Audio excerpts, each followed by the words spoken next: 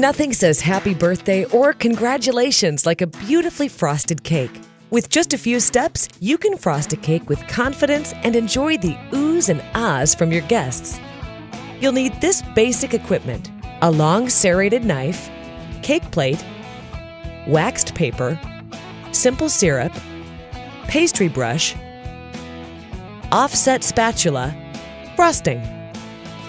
Step 1. Make flat tops. If the cake layers have dome-shaped tops, you'll need to trim them to make the tops flat. Place a cooled cake layer on a sheet of waxed paper. This will make it easier to maneuver. Rest your palm on the domed top and hold the serrated knife parallel to the top of the cake. Lightly score the edge where you'll make the cut. Gently begin sawing back and forth into the cake. When you've made one cut, rotate the cake and make another cut.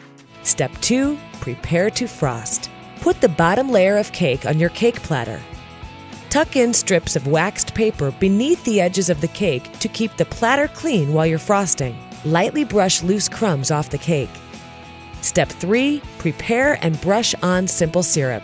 Simple syrup is a baker's secret that adds flavor and moisture to your cake. To make simple syrup, add 1 cup of sugar and 1 cup of water to a medium saucepan and bring to a boil. Flavor your syrup if you like. Let the syrup cool and strain out any solids before you brush it on the cake. Step 4. Frost, layer, then frost again. Place a large dollop of frosting on the center of your first layer. Spread it evenly to the sides. It doesn't have to be perfectly even because the top cake layer will flatten it out.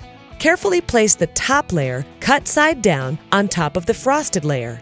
Do your best to align the layers. Don't worry if frosting squeezes out the sides. You'll use that later. Brush off any loose crumbs from the top and apply more simple syrup.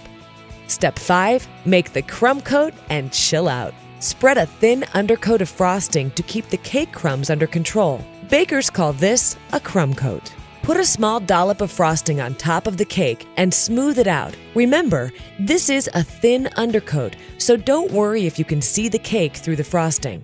Next, spread a thin layer of frosting around the sides of the cake. Now you can smooth any frosting that squeezed out from between the layers earlier. Chill the cake in the fridge until the frosting is firm to the touch. If you're in a hurry, pop it in the freezer. Step 6. Add the final coat of frosting. When the first layer of frosting feels firm, it's ready for the final coat. Put a big dollop of frosting on top of the cake and spread first over the top, then down the sides, rotating as you work. For a super smooth finish, dip your offset spatula in hot water. Shake it off, then use it to smooth the frosting. The heat from the metal melts the frosting just enough to even out any dips and bumps.